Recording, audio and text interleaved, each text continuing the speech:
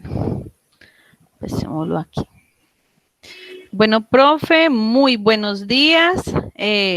Hoy tenemos un encuentro para compartir un poco la experiencia, pues desde la mirada de los docentes hacia la pedagogía de las diferencias. Es un placer poder compartir con usted esta entrevista, profesor Javier.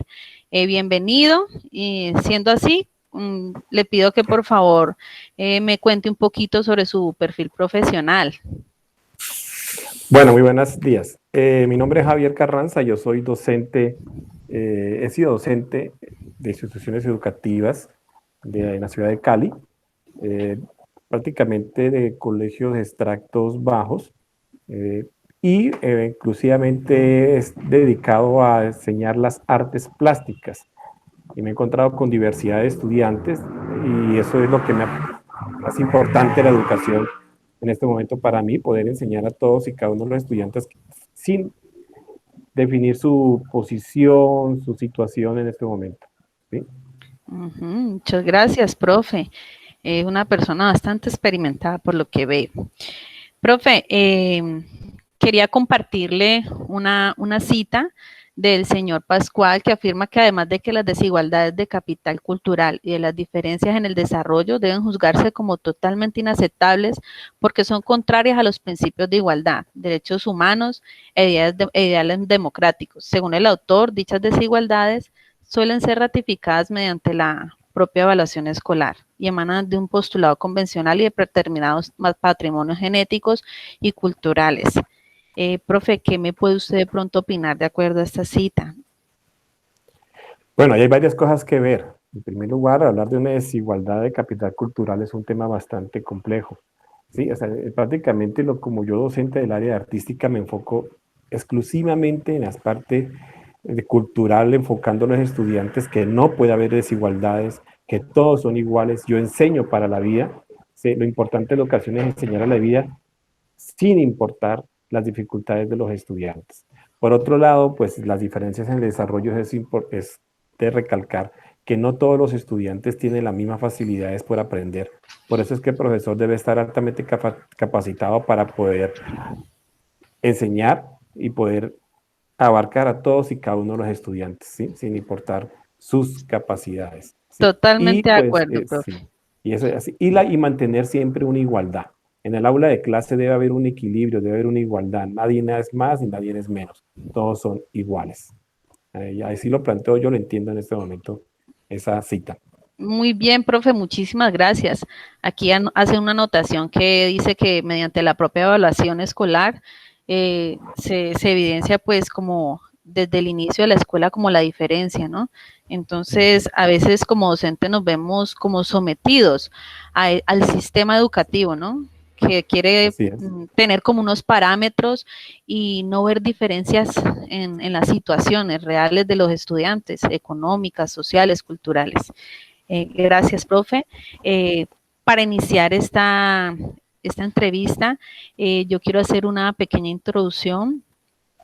Quiero compartirle a usted que nos encontramos entre situaciones complejas en materia de educación, la falta de recursos, la ausencia de escenarios, la falta de docentes altamente capacitados o la ausencia de políticas que fortalezcan la educación inclusiva, hacen que la educación entre en una balanza frente al derecho de todos los niños y jóvenes a una educación de calidad.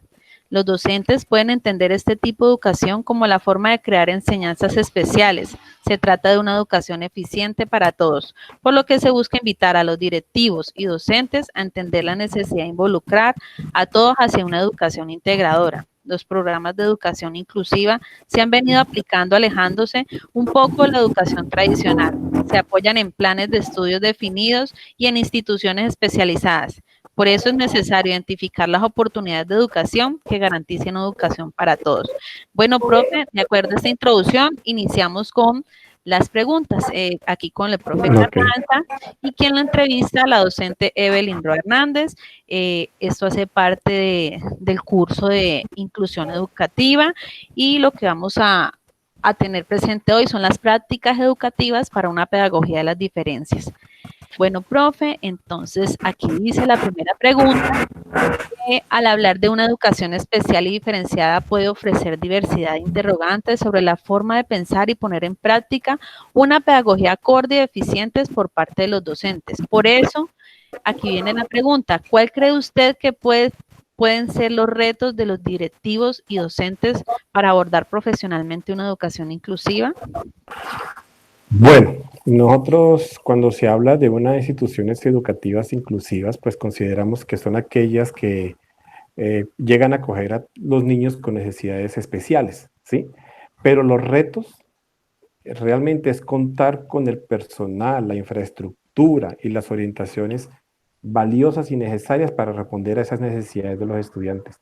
No basta con recibir a los estudiantes en una institución educativa, es mucho más que eso.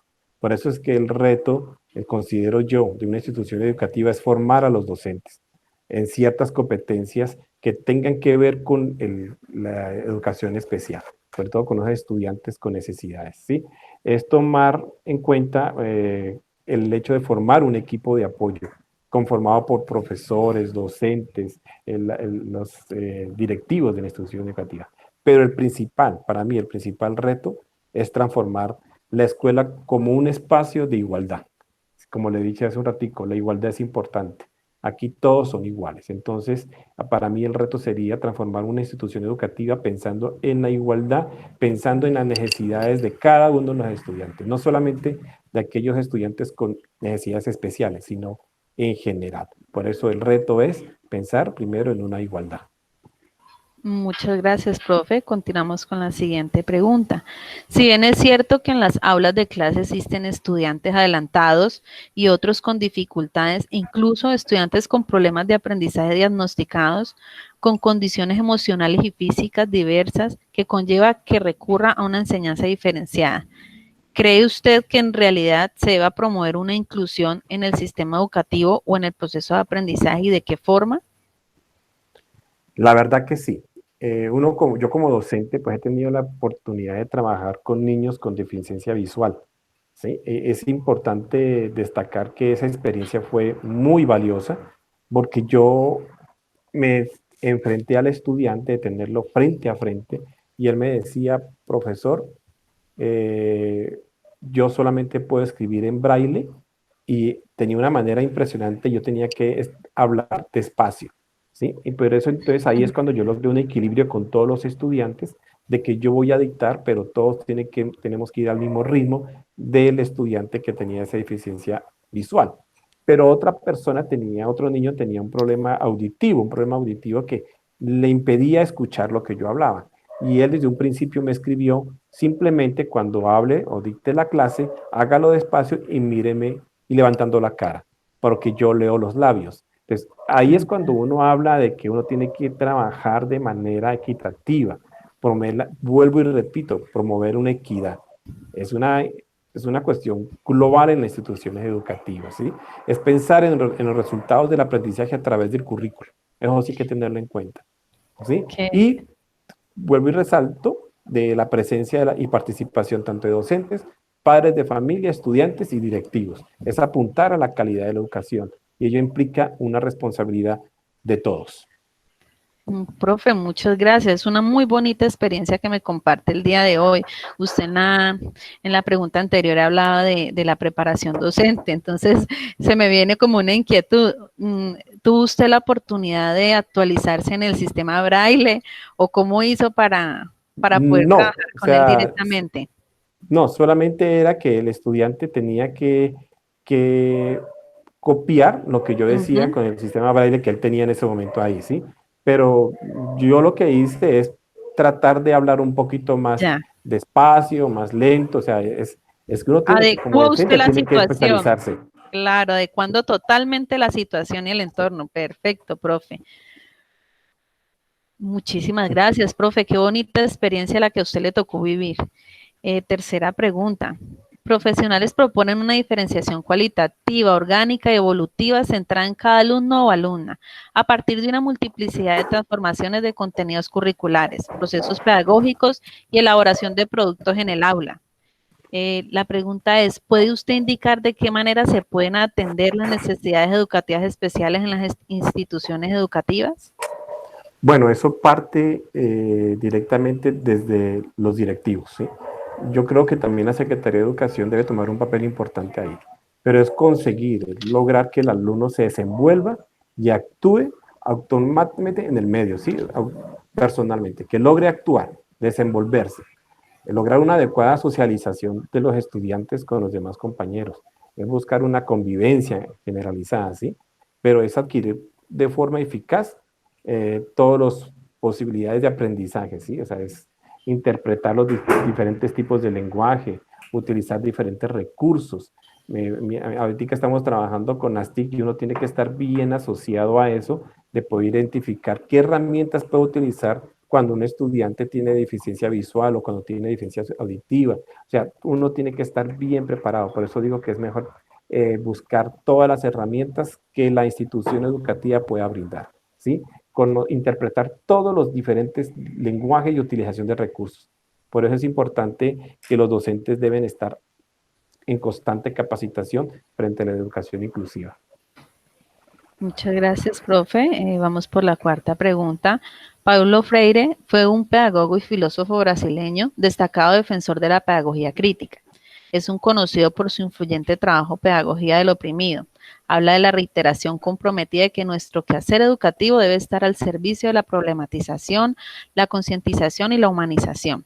¿Cómo considera que este aporte pueda favorecer hacia una educación en nuestro sistema educativo y cómo sería la integración social? Bueno, el aporte es muy bueno de Paulo. Yo considero de que hay que pensar mucho en la humanización. Humanización no solamente se habla en las cuestiones de salud, una atención humanizada al paciente, no, también en educación. Pues es importante tener presente la inclusión como parte de un proceso humanizado, ¿sí? Es asegurar los valores en la educación. Hay que aceptar, hay que tener sentido de pertenencia, hay que tener una comunidad relacionada, ¿sí? Pues digo, vuelvo y recalco, toda la comunidad debe ser parte de este proceso, pero para mí es importante la humanización dentro del proceso educativo.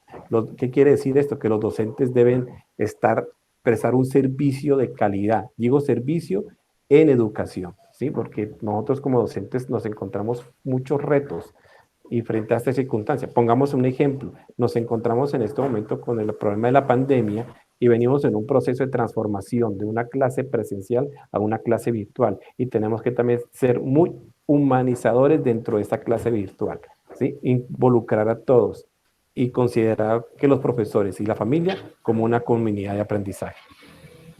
Muy bien, profe, totalmente de acuerdo con su aporte. Continuamos con la siguiente pregunta. Juan Carlos Tedesco fue un educador y pedagogo argentino que llegó a promover el vínculo entre los estudiantes y a pesar de sus diferentes formas de aprendizaje mediante el diálogo y el intercambio para permitir que cada uno de ellos elija cómo va a construir sus múltiples identidades. ¿Cuál cree usted que pueden ser las estrategias de los docentes para brindar este tipo de oportunidades pensando en una educación inclusiva, profe? Bueno, la pregunta es interesante, ¿sí? Yo considero de que es importante contar con unas prácticas pedagógicas inclusivas que se pueden prácticamente construir, armar a partir del concepto de educación como derecho, ¿sí? Si bien es cierto que la educación es un derecho, debemos también garantizar el acceso a esa educación, la permanencia y la participación de todos los estudiantes en la vida académica, social y también cultural y laboral a futuro. Pero lo importante es lograr un lenguaje de la inclusión dentro del salón de clases. Es lograr que los estudiantes tengan una comunicación asertiva, ¿sí? Que exista libertad, que exista igualdad. Prácticamente es como enseñar, no prácticamente como concepto, sino enseñar para la vida. Enseñar el respeto, el valor por la diversidad.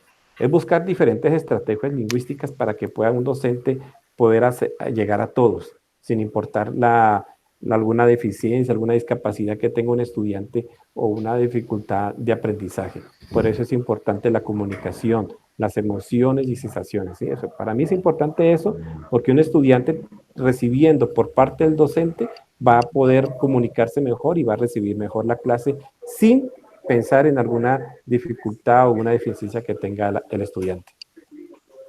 Profe, muchísimas gracias. Es una muy oportuna conclusión lo que usted nos da en esta última pregunta. Yo quiero compartirle una pequeña conclusión de acuerdo a lo que usted me ha manifestado el día de hoy, es que el reto de las prácticas inclusivas está en buscar que las instituciones educativas puedan modificar sus prácticas con el fin de que se puedan convertir en espacios totalmente incluyentes, que abarquen cualquier alumno y que se puedan promover todas aquellas capacidades y competencias que conllevan a desarrollarse plenamente, ya sea de manera personal o en el ámbito social, profesional, cultural. Por eso es que la inclusión educativa debe ser tomada como una estrategia para lograr el objetivo de que nadie se quede sin una educación de calidad y que todos podamos acceder a esa educación sin importar si tenga o no alguna discapacidad, tomando en cuenta pues las competencias y los desempeños docentes de los servicios de una educación especial, de analizar muy bien la malla curricular, que se enfoquen en brindar una educación con calidad, que los docentes adquieran los conocimientos y habilidades necesarias para poner en práctica el diseño de una pedagogía pensando en la inclusión educativa. Profesor Javier, es un análisis muy acertado para nuestra realidad, para lo que estamos viviendo. Usted nombró la parte de lo que estamos viviendo en la pandemia y es cierto, se abren muchas brechas, pero pues como docentes nuestro objetivo es crear puentes para trabajar esta inclusión desde la educación. Le agradezco muchísimo, profe, el tiempo que nos obsequia al día de hoy. Aprecio su punto de vista y sobre todo, y gracias porque hoy construimos aprendizajes para nuestros niños, profe. Muchísimas gracias. No, a usted. Bueno, profe, espero podernos llegar a encontrar en otro momento para charlar de estas situaciones. ¿Listo, profe? Ok, con mucho gusto, siempre a la orden.